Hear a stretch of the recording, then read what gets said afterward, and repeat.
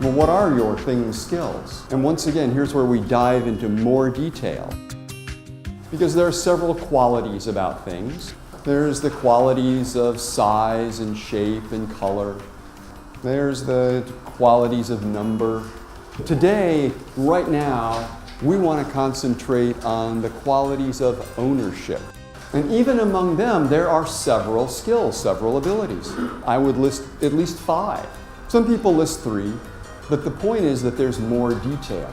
So you can acquire things. You might be good at acquiring things. Maybe you do so as antiques, or art, or jewelry, or maybe even different kinds of experiences like restaurants. And then there's your ability to value those things. Like, do you value them for themselves, because they're beautiful, because they're unique, because they're interesting, or even for money? And then there's the skill of trading in those things, exchanging them for something else, knowing where they sit among other different kinds of similar things, exchanging them. And then there's the skill of keeping things. Maybe you keep them beautiful, never touch them. Maybe you use them every day. Maybe you keep them in very good condition.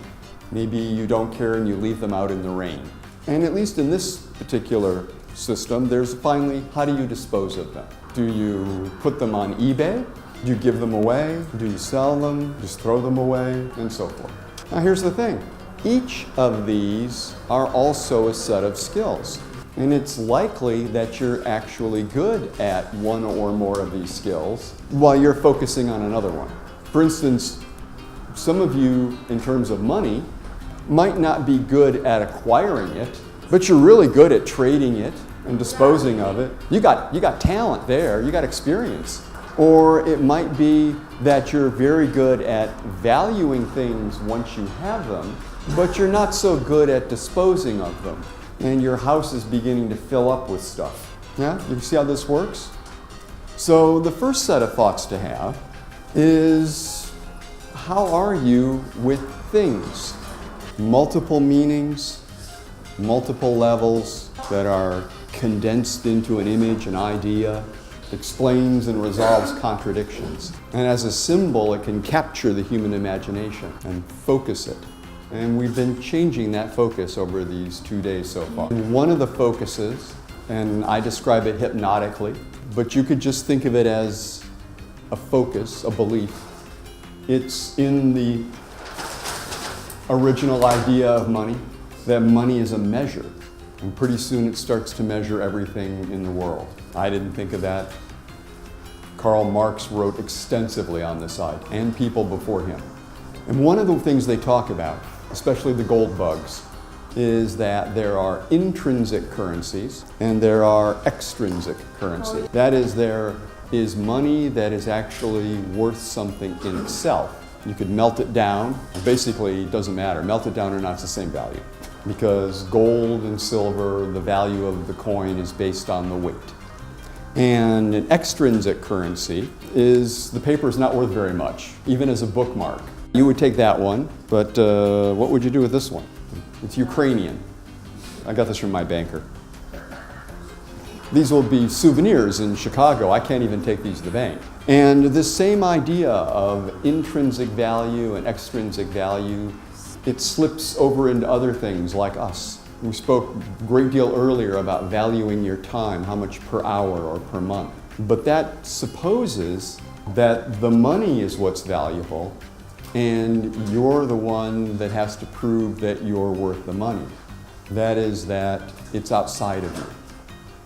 And I would propose that at this point, especially after your rapprochement with money, that the wealth is not outside you. The wealth is inside you. Now, this is an attitude that I see in very wealthy people. They are not afraid to start over. And sometimes they've had to when their entrepreneurship or their trading goes down. But they know that the skills and abilities are in them. The ability to make money isn't in the money, it's in them. So they're the intrinsic currency, the actual gold. And I would propose that that's also true of each of you.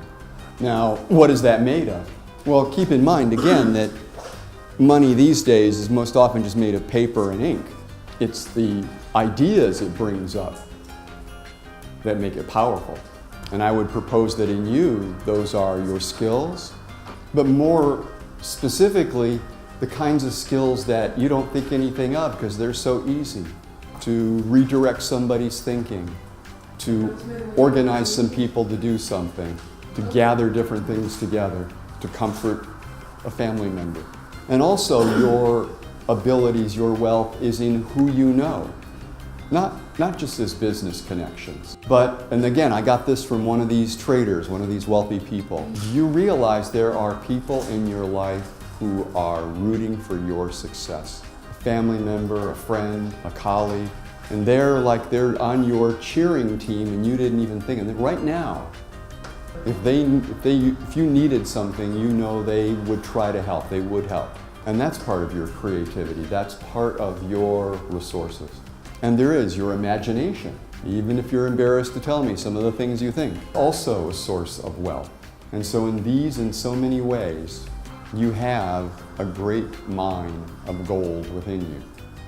Now, a technique that I've shared in one of the evening sessions is that this one fellow, every time he accomplished something, he would add it to a list, so that he had an ongoing and growing list of his accomplishments. And this could include the conventional kinds of successes that we have in life.